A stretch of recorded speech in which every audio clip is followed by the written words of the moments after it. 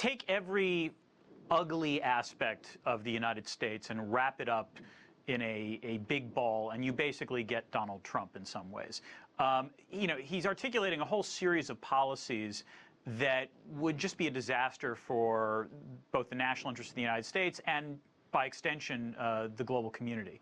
The idea of erecting a wall, you know, to keep out illegal immigrants from Mexico, the idea of demanding tribute from our allies in Japan or South Korea or Germany, his proposal to kill the families of terrorists in the Middle East. All of these either violate commonly accepted norms or international law, and they would be a disaster if Trump, as president, were to actually order our armed forces or order the U.S. government to try to implement these policies. We've heard a lot of people say, you know, he's been entertaining, he's a clown, it's been a nice sideshow, but you have to imagine that people in capitals around the world are starting to look at this, and they're starting to wonder, what if this guy really gets traction and becomes president of the United States? I mean, what kind of impact do you think it has in terms of, you brought up, I believe, Japan, South Korea, Germany, people were talking about that. They're also talking about perhaps he's too sympathetic to Russia. What does he look like when it comes to foreign policy, and what do you think people are thinking in these capitals around the world? He's the worst nightmare of American allies, and he's the biggest dream for America's adversaries.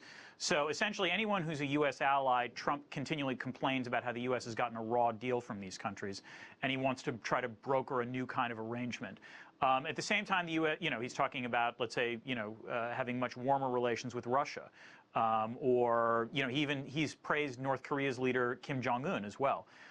So this is someone who, it's not clear, you know, when he is clear, he's saying things that contravene what U.S. foreign policy has been all along, and particularly for the U.S. allies and partners around the world, it has to be somewhat disorienting, because the thing is that Trump sometimes contradicts himself inside the span of 60 seconds. So in addition to him mostly saying stuff that is against U.S. allies' interests, he's also saying things that make him extremely hard to pin down.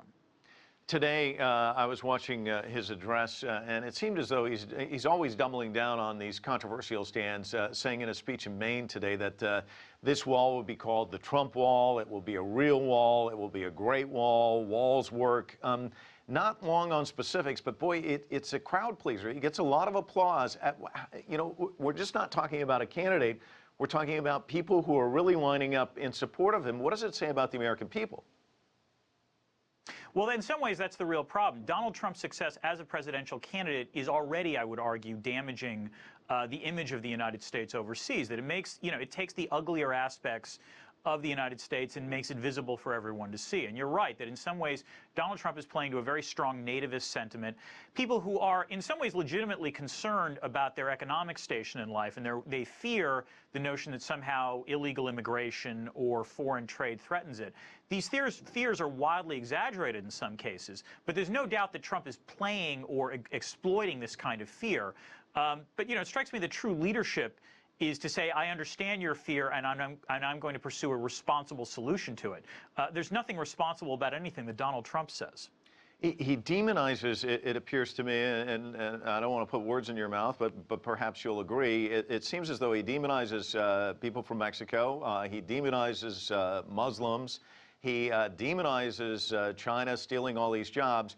What do you think this does for people like Asian Americans, for Mexican Americans, for Muslims in the United States?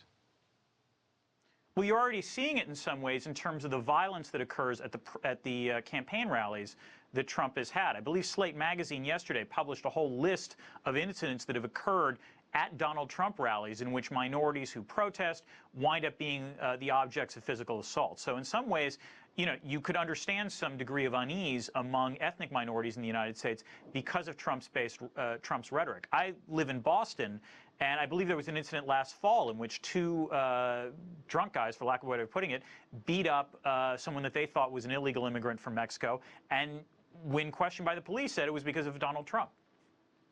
Daniel, one final question. You write rather eloquently in your piece for the Washington Post, quote, every major party candidate still running has an element of their foreign policy platform that I find objectionable. Donald Trump has managed to collect all of those objectionable policies into one portfolio. However, his foreign policy platform is uniquely awful, and his campaign is actually promoting violence at home as well, which you just alluded to.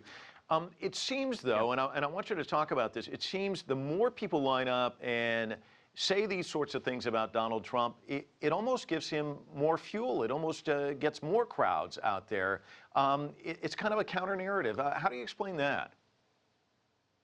I think there is a grain of truth to that, absolutely, particularly within the primary process in which it allows Trump to argue, see, I'm not beholden to the establishment, I'm not beholden to experts and so forth. But the interesting thing is that if you step back for a second and look at the general election that would happen in November, if you take a look at, let's say, Trump's favorability, unfavorability ratings, they've pretty much stabilized since September, and a lot more people don't like Donald Trump than like Donald Trump. And so I would actually argue he's hit a ceiling in terms of his actual total support. He might win the GOP nomination. I don't deny that in some ways playing against GOP party elites has certainly helped him. But I don't think this will actually help him in the general election. And part of the reason I signed this petition is that I hope it helps sabotage any of Donald Trump's chances to actually become president come January 2017. Daniel, thanks so much for your time.